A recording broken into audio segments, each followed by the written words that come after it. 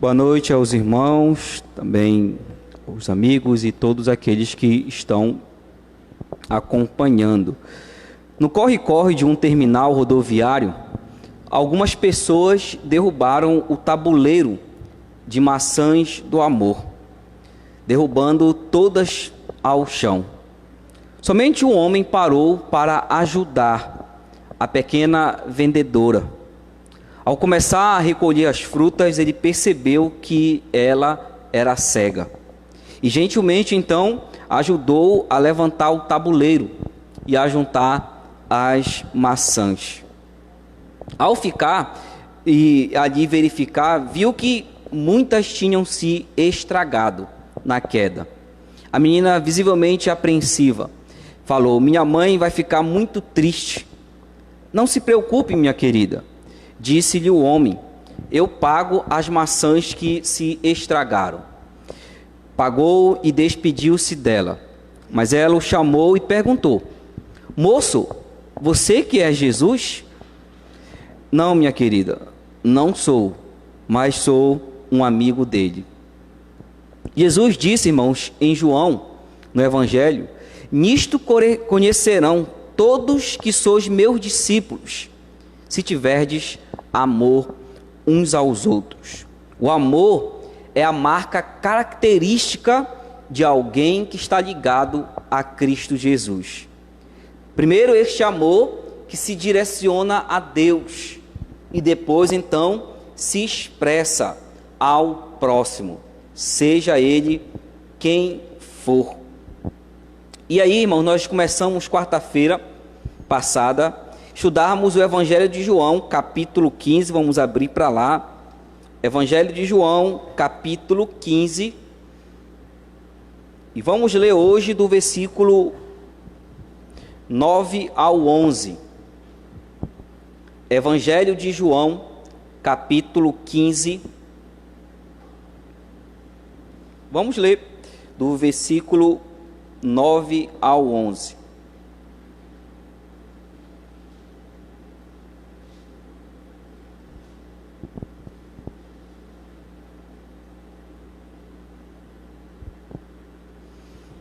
Evangelho de João, capítulo 15, do 9 ao 11, diz assim: "Como o Pai me amou, também eu vos amei.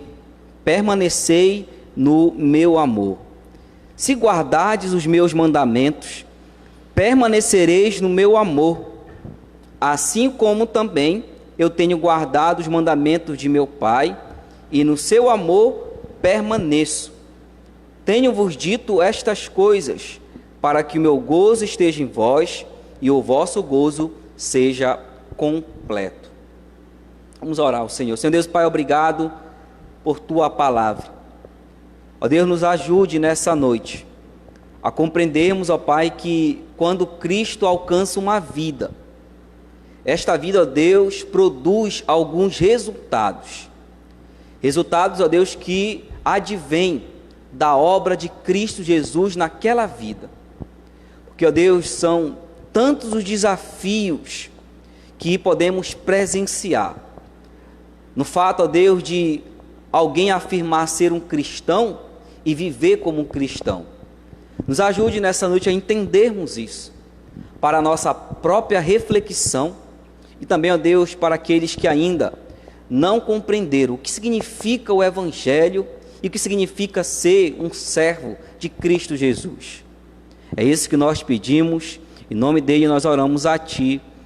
Amém. Viver em Jesus produz mudanças na conduta diária. Nós vimos que, quarta-feira passada, que este Evangelho João escreveu, inclusive tem o seu nome, e o objetivo dele é apresentar Cristo na sua divindade. Enquanto os outros três evangelhos, que são chamados evangelhos sinóticos, apresentam ângulos diferentes, João, ele tenciona mostrar Cristo em sua divindade. E por isso que ele se preocupa, irmãos, com os discursos, com os debates que Jesus teve, para apresentar através de sinais que ele é o Deus também, o Deus vivo, que tem a mesma natureza, tem os mesmos atributos, a mesma essência de Deus Pai. E o objetivo de João é esse. E ele vai apresentar também que, ao traçar esse plano de mostrar Cristo em sua divindade, ele quer levar as pessoas a crerem nele e assim então o conhecerem. Irmãos, você vai notar que no capítulo 13, Jesus está ali trilhando o caminho para Jerusalém, onde vai oferecer a sua vida em sacrifício.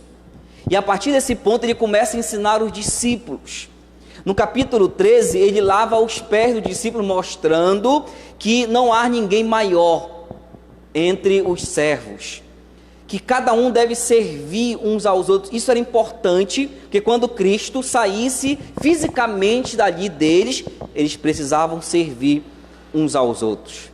No capítulo 14, ele conforta eles dizendo: olha, não fiquem com medo, mesmo que eu não esteja presente com vocês fisicamente, estarei espiritualmente. Eu vou mandar o Consolador e ele estará com vocês.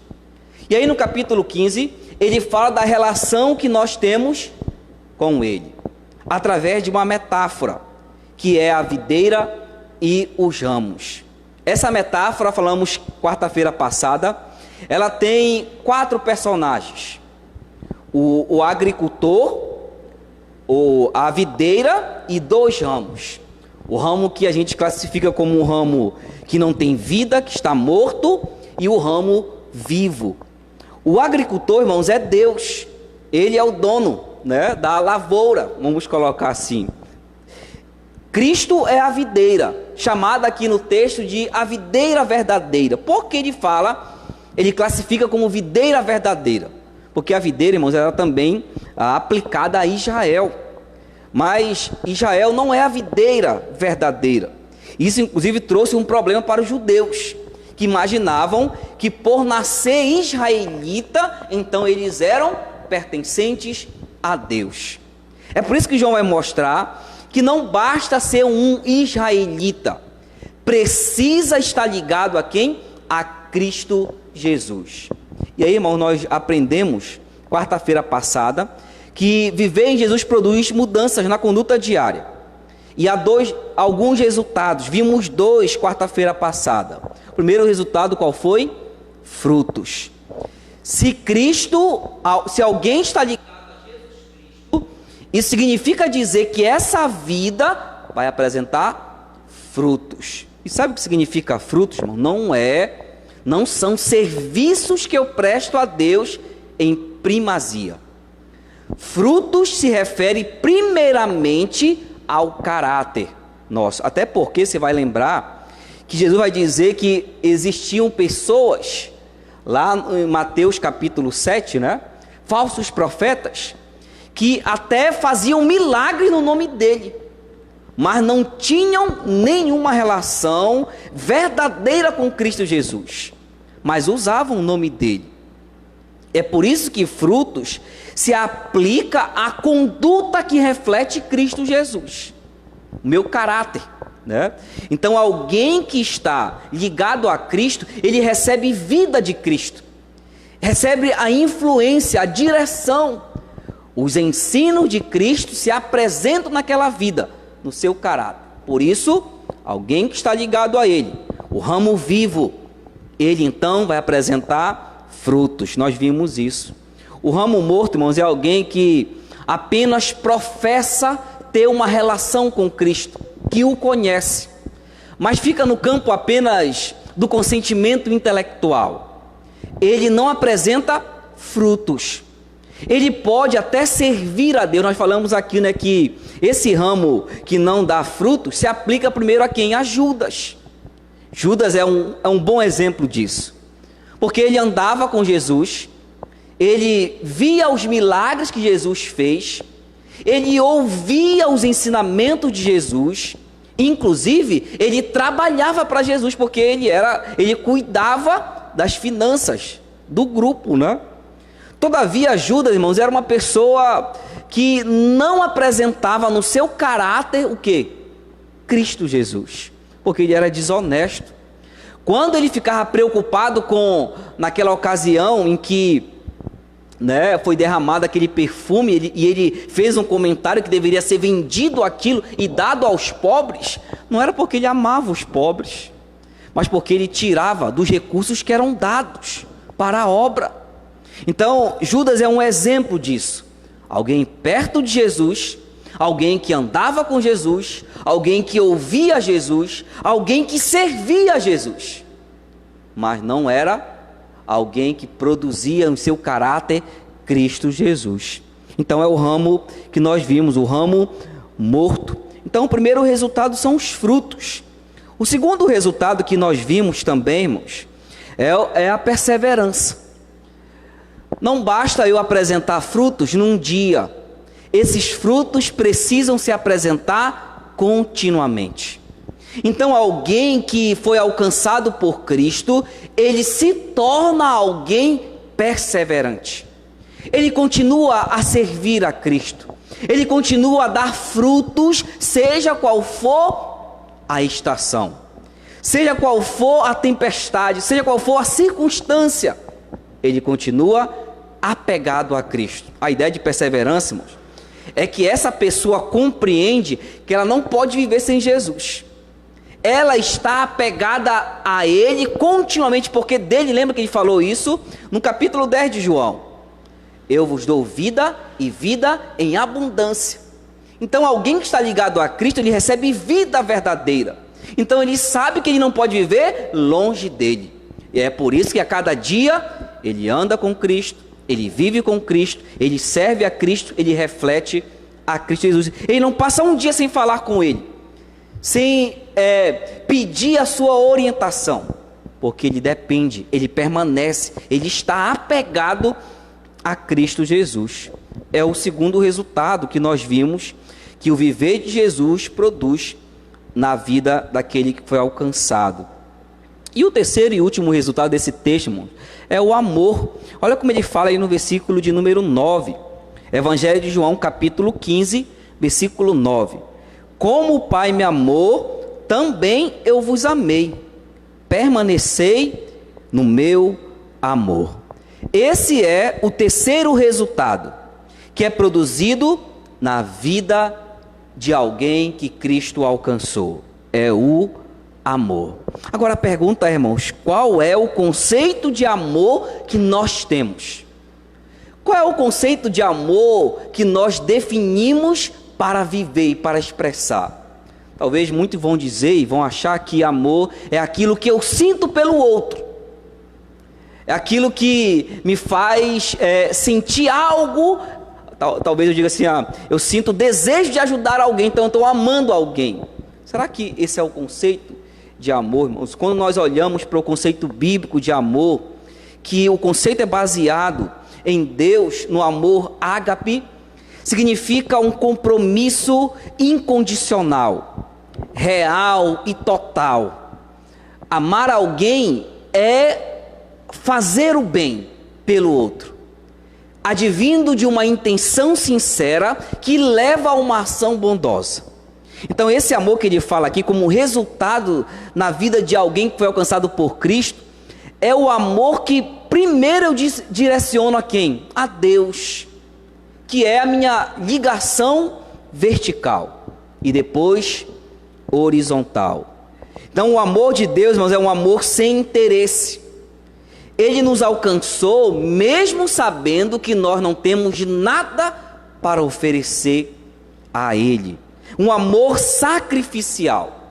Então o amor bíblico não é algo místico, não é aquilo que eu sinto, mas é aquilo que eu me comprometo, é aquilo que eu faço, é a forma pelo qual eu tenho agido.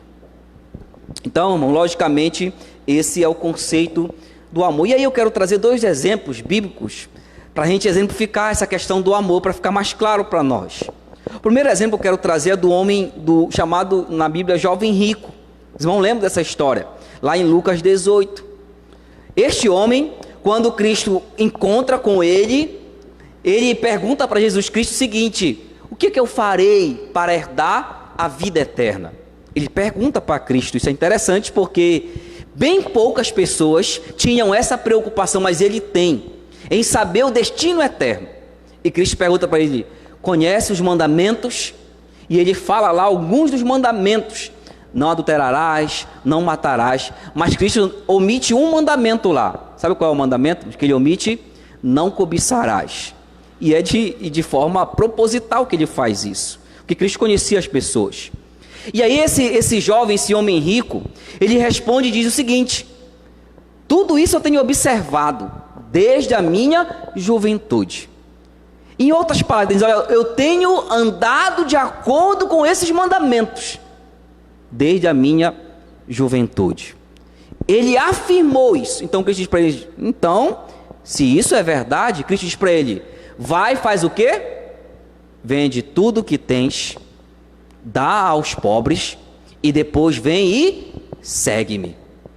Irmãos, essa era a prova do amor que ele dizia que tinha a Deus.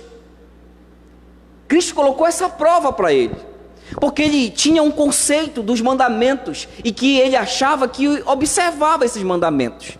Mas quando diz: vamos fazer a prova disso, desse amor, dá aos pobres, vende e me segue. Mas sabe aquele homem olhando para essa proposta de Jesus, vamos colocar assim, o que ele faz? Ele fica triste e não pode seguir a Cristo. Sabe por quê, irmão? Por causa de uma razão: o amor daquele jovem rico estava direcionado a quem? A um Deus. E qual era o Deus? Era o dinheiro. Ele amava o dinheiro acima de todas as outras coisas. Ele amava a si mesmo, de maneira que ele não poderia amar a Cristo Jesus. Porque amar a Cristo é confiar totalmente nele, é segui-lo, é submeter a vida, os planos, o que eu sou e tenho a ele. Ele não poderia renunciar o amor que ele tinha àquele ídolo para seguir a Cristo. Esse é um exemplo bom para a gente entender o amor. Um outro exemplo, um exemplo do lado positivo, é o apóstolo Pedro. O apóstolo Pedro foi alguém muito inconstante, nós sabemos disso. Ele agia sem pensar, sem refletir. E isso levou ele ao quê? A negar Cristo por medo. Ele falou que não conhecia a Cristo para aquela serva ali. Isso era algo que a gente parece que não é tão importante, mas era algo muito significativo. Porque você dizer que não conhecia aquele a quem você andava e comia por medo, é por causa de um amor que ele não compreendia ainda. E muito bem, Cristo falou: olha Pedro, tu vai fazer isso, eu orei por ti e pedi para Deus te fortalecer. Quando Cristo ressuscita, Cristo vai ter um encontro pessoal com Pedro. E na conversa com Pedro, qual é a pergunta de Jesus? Qual é a pergunta, irmãos? Tu me amas? Pedro prontamente responde: eu te amo, Senhor. E Cristo pergunta: Pedro, tu me amas? Ele prontamente responde: eu te amo. E depois Cristo pergunta pela terceira vez: Pedro, tu me amas? E aí Pedro já reflete sobre o amor. Irmãos, Pedro passou a amar Jesus de fato. Sabe por quê? Porque ele foi restaurado. E depois que Cristo subiu aos céus, ele enfrentou a morte, coisa que ele havia negado antes. Ele enfrentou a morte, autoridades, pessoas de poder que mandaram ele parar de falar em Cristo, mas ele não parou, porque ele amava a Cristo incondicionalmente. Mudou. Ele passou a amar verdadeiramente a Cristo. Sabe por quê? Porque ele é um ramo vivo. Cristo restaurou aquela vida, mudou aquela vida, de tal maneira que ele morreu, dizendo: olha, vocês podem tirar minha vida, mas eu amo a Cristo e sei quem ele é e jamais posso negá-lo. Ele passou depois daquilo, irmãos, a vida toda afirmando que Cristo era o Senhor da vida dele. O amor. Um outro exemplo, para a gente entender esse amor. E olha o que Jesus diz aqui, irmão, no versículo 9: como o Pai me amou, também eu vos amei, permanecei no meu amor. Irmãos, Cristo mostra aqui que o fundamento desse amor que eu devo ter e você deve ter qual é? É o amor que há de Deus Pai ao Deus Filho, ao Filho, né? Como o Pai me amou, eu também vos amei. Irmãos, é interessante que o amor pleno que Deus deu, o amor perfeito que Ele direcionou ao Filho, é o mesmo amor que Cristo direciona a nós. Mas explique isso aí melhor, pastor. Perceba que quando Deus Ele demonstra o seu amor ao Filho, Ele demonstra ao Filho que vamos dizer, é o nosso irmão mais velho, é o irmão perfeito, é o irmão em que Deus se compraz nele. Lembra que Ele falou isso? Ele falou: eis o meu Filho amado em quem eu me comprazo. Cristo obedece a Deus de modo perfeito, não há nele erro algum. Ele é o Filho perfeito de Deus. E é um amor direcionado a alguém em que Ele tem prazer, o amor pleno. Esse mesmo amor que Deus direciona a Cristo, Ele direciona a nós. Isso é muito interessante, porque nós não somos filhos perfeitos, somos filhos falhos.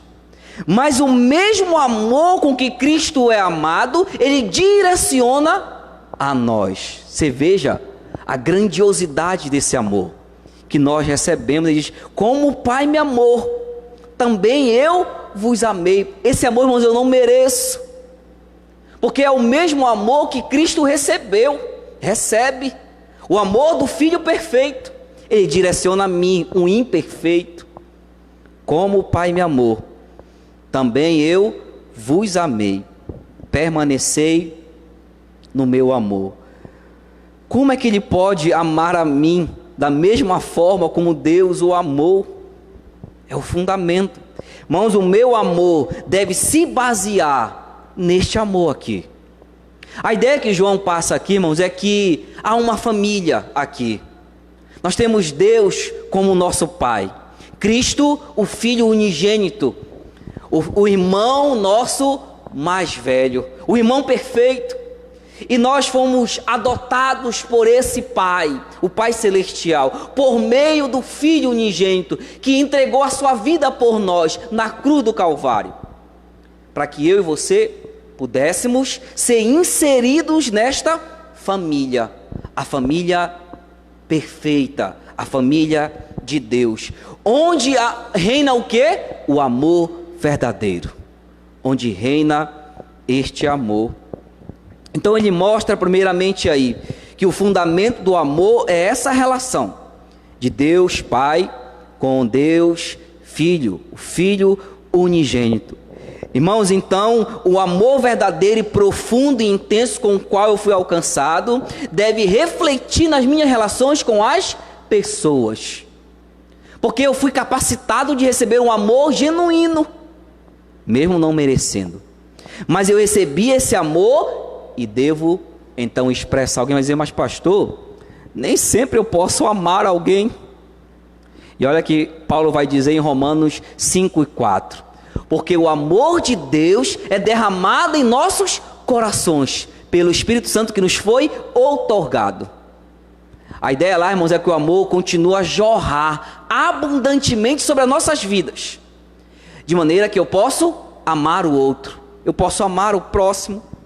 Então não há justificativa para mim não amar o outro, porque o amor é derramado. E também, irmãos, o irmão Ezequiel leu aqui 1 João 4:19: eu só consigo amar o outro, lembra? Porque eu fui amado primeiro por Deus. Um amor genuíno que eu recebi, o amor Cristo, o qual me direciona. Então Deus me amou para que eu possa amar o outro. Então é o fundamento desse amor. Por isso que diz aí: como o Pai me amou. Irmãos, a coloração aqui é de causa. O amor de Deus pelo mundo perdido deu o seu Filho sacrificialmente. Esse amor tem como fonte Deus, que amou o Filho unigênito e direcionou a nós. Sabe, o amor de Deus por mim, por você, não é um amor teórico, falado, mas é o amor provado no fato de ter dado seu filho para morrer em nosso lugar, sacrificado na cruz do Calvário por nós pecadores. É o amor de Deus. E aí ele termina o versículo 9 dizendo: permanecei no meu amor. A exortação, irmãos. Eu compreendi um amor profundo, genuíno, o amor de Deus a Cristo Jesus. E esse mesmo amor ele direcionou a nós. Ele diz agora: então permaneçam neste amor. Continue sendo nutrido por este amor que eu dou a vocês. A ligação, lembra? Da videira e o ramo. O ramo continua recebendo esse amor, sendo nutrido por este amor, de maneira que ele deve permanecer neste amor. Agora a pergunta é, irmãos: que prova há em mim que eu amo o próximo, que eu amo a Deus de fato? Se alguém fosse perguntar para você se você ama a Deus, você dissesse: eu amo a Deus, e a pessoa perguntasse: me prove isso. Como é que eu poderia provar que eu amo a Deus, que eu amo a Cristo? Como é que eu iria provar, irmãos? João dá uma resposta aí. Olha o versículo 10. Se guardardes os meus mandamentos, permanecereis do quê? No meu amor. Assim como também eu tenho guardado os mandamentos de meu Pai, e no seu amor permaneço. Olha o que está ensinando aqui, irmãos, que a prova do amor qual é? A obediência.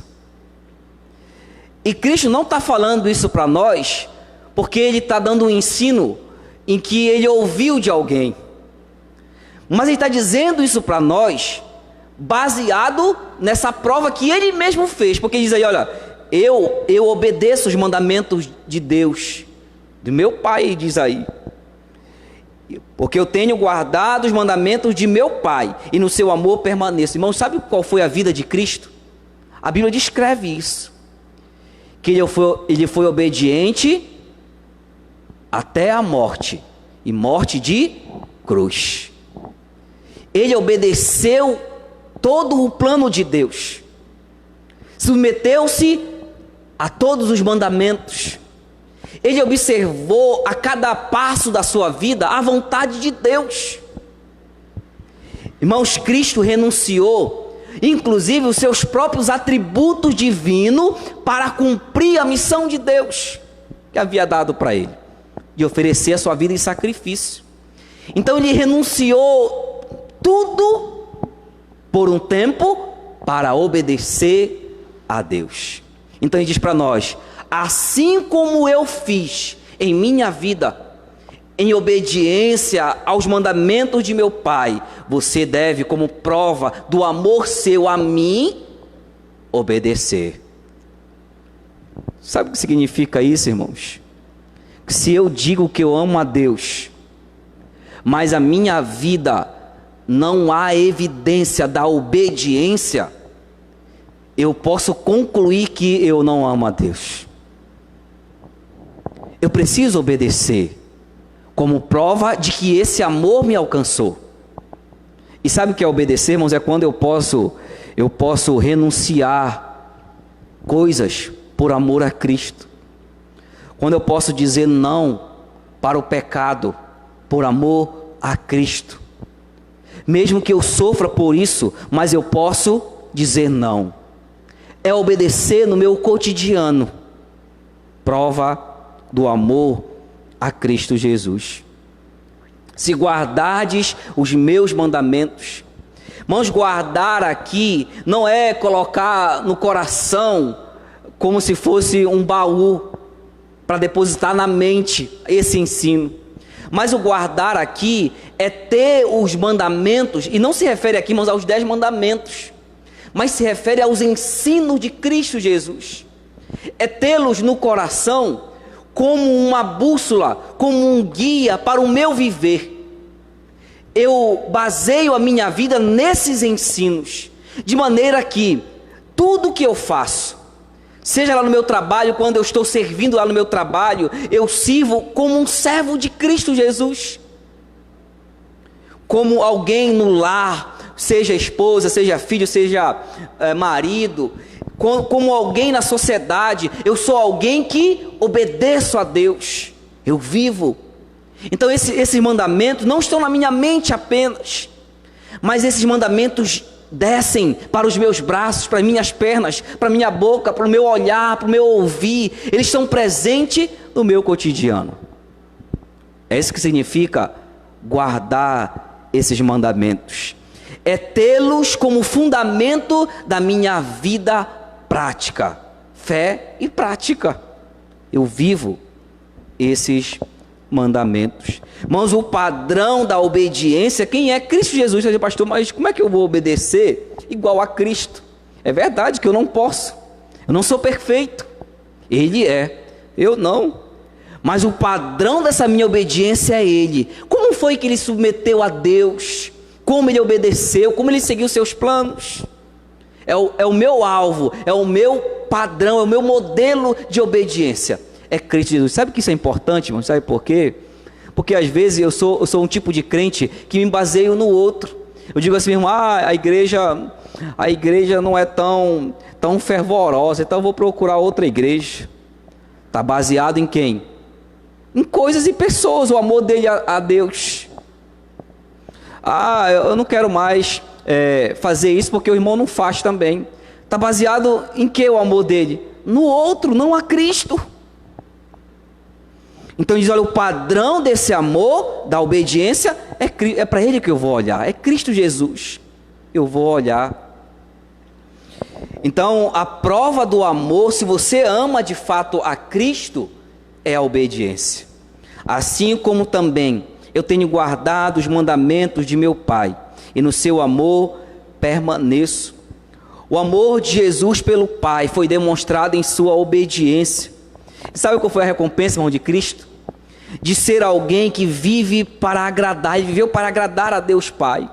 Uma vez perguntaram para Cristo, olha Senhor, come. Lembra daquela situação que ele estava ali perto do poço falando com a mulher samaritana, e aí perguntaram, Senhor, come, tu não vais comer. O que é que ele diz? A minha comida e a minha bebida consiste em fazer a vontade de Deus.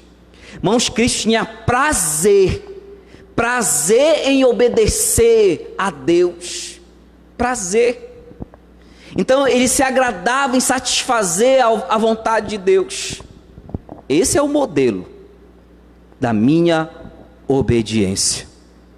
E essa obediência levou ele, como falamos, ao sacrifício na cruz do Calvário. Irmãos, quando ele fala de mandamentos, ele não fala aqui de mandamentos como obediência para a salvação. Não é isso que ele está dizendo aqui. Mas ele fala de obediência aos mandamentos como um resultado de alguém que já foi salvo. Sabe por quê? Alguém não tem capacidade de obedecer os mandamentos de Deus. Ninguém tem. Mas alguém que foi alcançado por Cristo, ele foi reabilitado, o seu interior. Ele foi regenerado, justificado. De maneira que ele recebe capacidade para obedecer, como em Cristo Jesus. Ele é auxiliado, a graça de Cristo o alcança, dando capacidade para obedecer, como um resultado de que essa vida foi salva. Irmãos, é muito interessante perceber isso, porque a Bíblia vai dizer lá em Gálatas que o amor, ele é um fruto do Espírito, é o primeiro fruto do Espírito. Isso significa dizer que alguém que recebeu a obra de Cristo, ele está sendo modelado, e esse caráter reflete amor. Então ninguém pode amar de verdade se a obra de Cristo não foi feita naquela vida. Ele não pode amar somente como obra da salvação de Cristo Jesus, irmãos. E por fim aí, irmãos, a obediência produz alegria. Olha o versículo de número 11, Evangelho de João, capítulo 15, versículo de número 11. Tenho-vos dito estas coisas, para que meu gozo esteja em vós, e o vosso gozo seja completo. O amor é provado pela obediência, e quando existe a obediência, o resultado é alegria em obedecer. a alegria em obedecer. Irmãos, e Cristo apresenta aqui que ele tinha alegria em obedecer. Por isso que ele diz aí, as coisas que eu tenho dito. O que é que ele tem dito aqui, irmãos? Que há prazer em obedecer à vontade de Deus. Irmãos, os mandamentos bíblicos têm falado sempre isso, inclusive quando eu estou aconselhando pessoas. Os ensinamentos bíblicos não são penosos. Eu não devo pensar que isso é como se alguém estivesse me amarrando. Pelo contrário, obedecer a Cristo é liberdade. É chamado a liberdade. Quem é preso, irmãos, é quem não está em Cristo Jesus, porque ele está aprisionado pelo pecado. Nós vivemos uma outra realidade de obediência a Deus com capacidade recebida por Ele. Lembra que ele fala isso, né? Vinde a mim todos que estáis cansados e sobrecarregados, e eu vos aliviarei. Tomai sobre vós o meu jugo e aprendei de mim, porque sou manso e humilde de coração, porque o meu fardo é leve. Nota, irmãos, que há um jugo, e o jugo não é pesado. É submeter a minha vida a obedecer a Deus, não é penoso obedecer. Quem obedece a Deus, irmãos, é abençoado. É uma vida feliz, porque está satisfazendo a vontade de Deus Pai. Então, Cristo está dizendo, olha, eu tenho dito essas coisas para que vocês estejam alegres, e para que essa alegria em vocês seja completa. Sabe o que causava espanto, irmãos? Nos ímpios, quando eles viam os crentes do primeiro século, em face da morte, primeiro, segundo e terceiro século em face da morte, é que eles demonstravam alegria diante da morte. Não havia neles desespero. Sabe por quê? Porque eles estavam em Cristo Jesus e amavam a Ele. Aí os ímpios, ao invés de ficarem ali para terem um espetáculo, eles ficaram impactados ao verem aqueles cristãos em face da morte se alegrando e louvando a Deus. Isso é a alegria de obedecer a Deus até mesmo diante da morte. Era assim que aquelas pessoas eram alcançadas, pelo testemunho daqueles irmãos, mesmo no último momento de vida. Era o impacto que causava. Então vamos pensar sobre esse amor aqui. Será que em sua vida, em minha vida, podemos ver o amor de Deus? O nosso amor a Jesus existe? Como é que está o amor a Cristo Jesus? Lembram da história do homem rico? Imagine, vamos supor que Jesus chegasse na sua frente hoje e dissesse assim mesmo para você: você conhece os mandamentos? Você diria, eu conheço. E aí ele vai dizer, então vende tudo o que tem, dá aos pobres e depois segue-me. O que você diria a Cristo Jesus? Você, pastor, mas eu não tenho riqueza, não tenho essas coisas. Mas talvez Cristo ia dizer para você o seguinte hoje: você tem um ídolo na sua vida, e ele iria apontar esse ídolo, que talvez esteja na sua vida, na minha vida. Ele ia dizer, olha, deixe esse ídolo e siga-me, porque esse ídolo tem impedido você de me amar verdadeiramente. Talvez ele ia dizer isso para você ou para mim. Será, irmãos, que não há de fato um ídolo na minha vida, o qual eu tenho amado e colocado acima de Cristo Jesus? Pode ser pessoas e podem ser coisas. Podem ser pessoas e podem ser coisas que tem me impedido, melhor dizendo, de amar a Cristo Jesus. Qual é a prova do seu amor por Jesus? Lembra da história de Pedro que falamos no início? Suponhamos que Jesus lhe encontrasse novamente, e frente a frente com você, olhando nos seus olhos, diria: fulano, tu me amas? O que você responderia? O que eu responderia? E ele voltasse a repetir de novo: fulano, tu me amas? O que eu responderia para ele? O que nós responderíamos para Ele? Mas talvez seja o momento de eu pensar na minha relação com o Senhor. Se de fato eu estou ligado nele, recebendo vida dele. Se eu estou recebendo vida dele, se eu estou ligado a ele, isso vai produzir em mim amor. Eu vou amar a Deus. Eu vou amar a Cristo Jesus. Isso não será algo penoso para mim. Não será um sacrifício obedecer a Deus, mas será um prazer, uma alegria fazer isso. Viver para obedecer ao Senhor. Possa ser que todos esses anos, como cristãos, estamos vivendo uma vida cristã superficial, talvez fundamentado na areia, no misticismo, na acomodação, no costume de ser crente, sem que haja evidência que eu pertenço de fato a Cristo Jesus.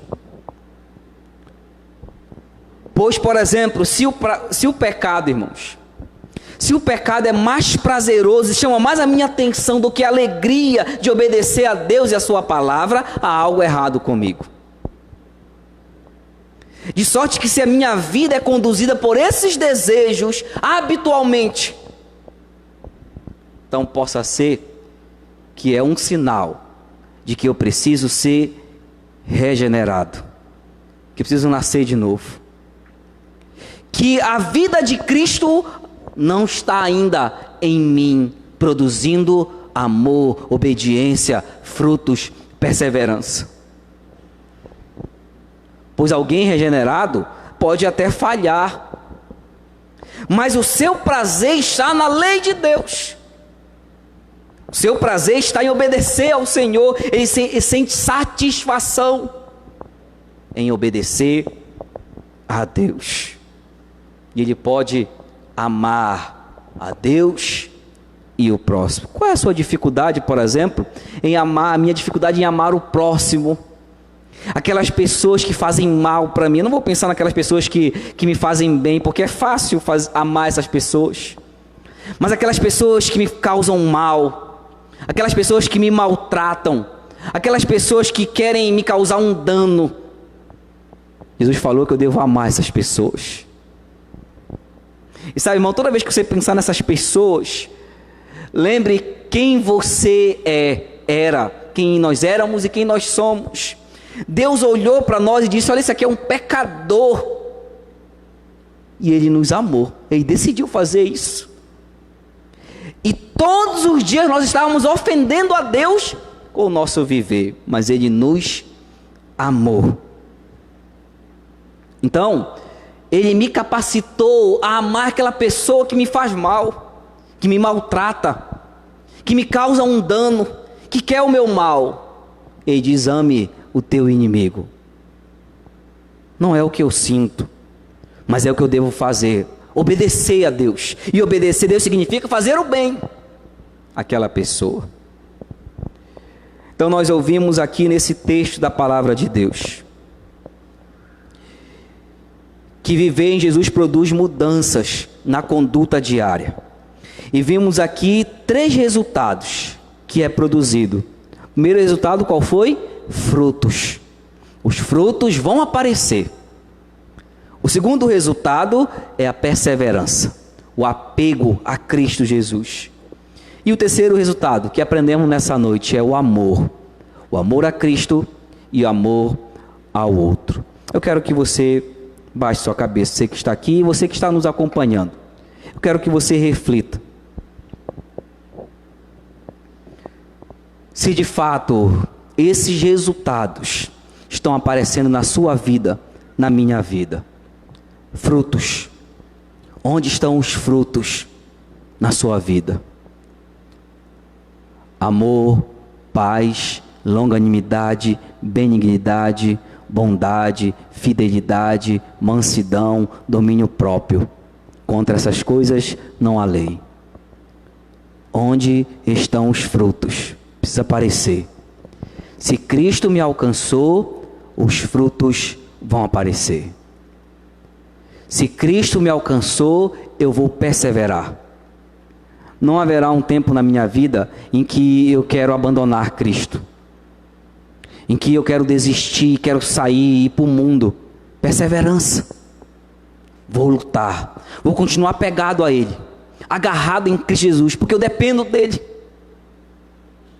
E o amor, amar a Deus, amar a Cristo e amar o próximo, são resultados na vida de alguém que foi alcançado. Pense nisso. Senhor Deus Pai, obrigado pela Tua palavra. Nos ajude, ó Deus, a pensarmos que se Cristo alcançou uma vida, mudanças vão acontecer na vida diária, ó Deus. Vimos aqui pelo menos 3 desses resultados: frutos, perseverança e o amor. Nos ajude, ó Deus, a compreender isso. Abençoa os irmãos que estão aqui. Fortalece esses irmãos, ó Pai. O Senhor conhece os nossos desafios, mas nos ajude com a Tua palavra, a cada dia, estarmos fortalecidos. E que esse resultado continue sendo produzidos em nossas vidas. Também os que estão nos acompanhando. Ó Pai, se há alguém que vai assistir esse vídeo depois, ou que está nos acompanhando, que ainda não conhece a Cristo, que possa entender que uma vida só pode mudar pela obra de Cristo. Uma vida só pode perseverar, só pode amar, se for alcançado pela obra, pela pessoa de Cristo Jesus. Nos ajude a entender isso. É isso que nós te pedimos. Em nome dele nós oramos a Ti. Amém.